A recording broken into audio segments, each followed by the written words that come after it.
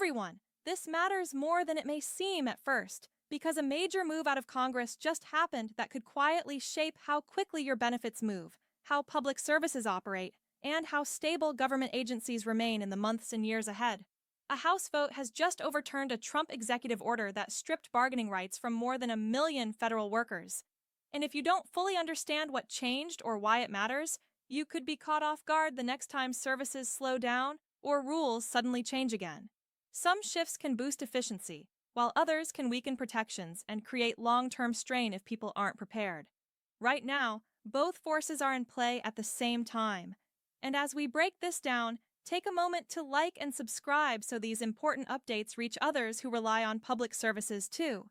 Here's the part many people overlook. This decision affects far more than federal employees alone. It touches how quickly Social Security claims are processed, how veterans receive care, and how steady government operations really are going forward. Before we dive deeper, I'm curious to hear from you. Drop a quick comment and let me know.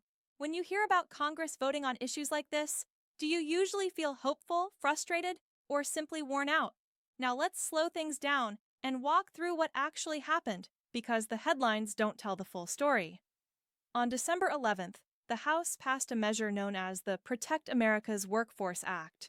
The vote was 231 to 195. What stands out is that this wasn't a strict party line decision. Roughly 20 Republicans joined Democrats in supporting it, which is uncommon, especially on labor-related issues. That alone signals this vote wasn't seen as symbolic. It was a direct response to executive orders President Trump signed earlier in the year. Those executive orders were issued in March and later expanded in August.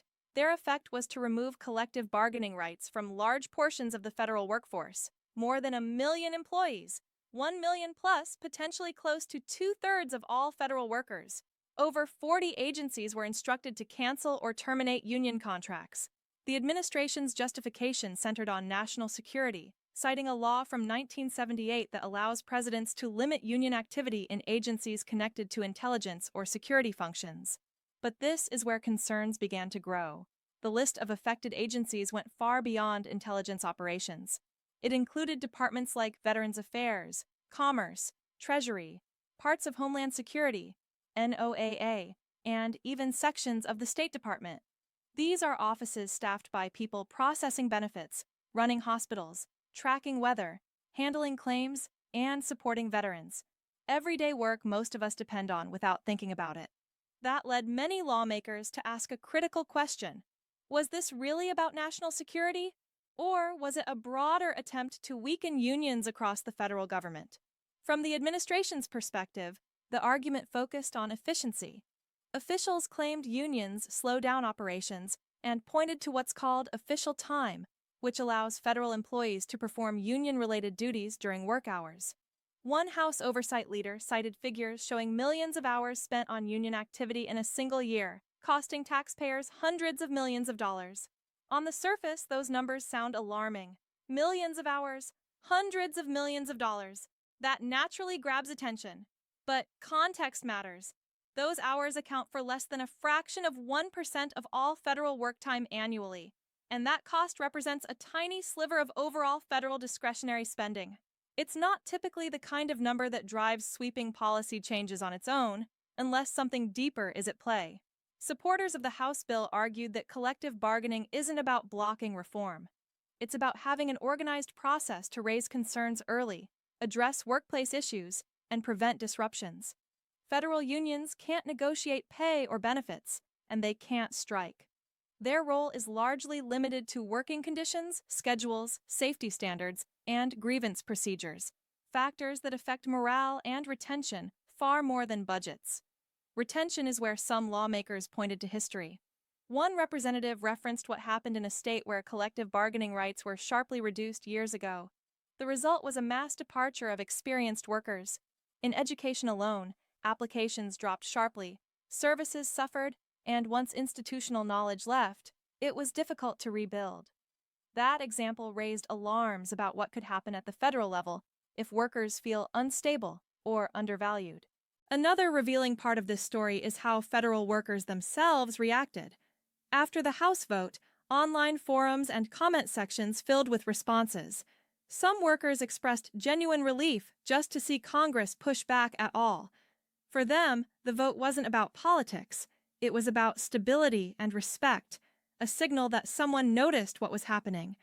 At the same time, skepticism ran deep. Many immediately assumed the president would veto the bill, and realistically, that's possible. President Trump has been clear that he views the executive orders as necessary. Overriding a veto would require a two-thirds vote in both chambers, which is highly unlikely. That leaves workers caught between hope and resignation, glad the House acted, but unsure it will hold.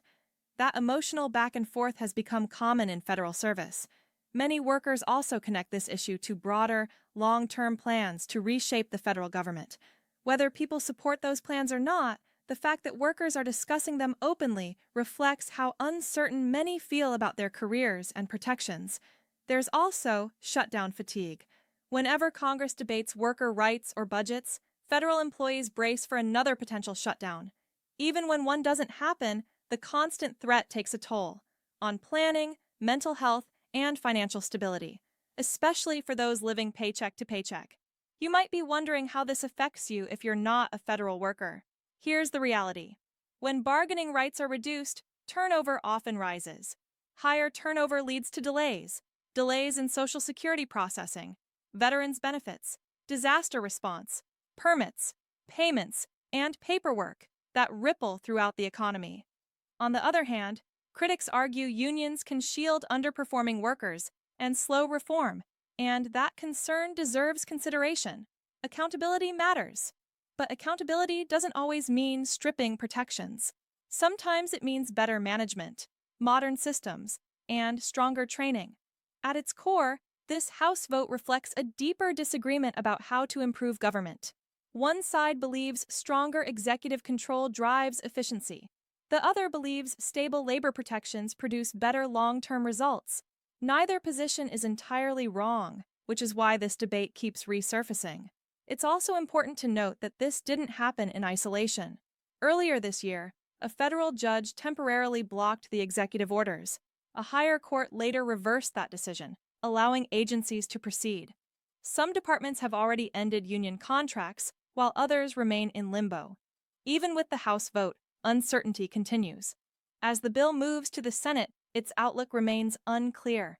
Support is limited, making passage difficult. Union leaders warn that if this effort fails, future executive actions could go even further.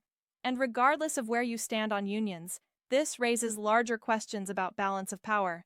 How much control should the president have over the civil service? When should Congress intervene? And where do workers fit in that balance?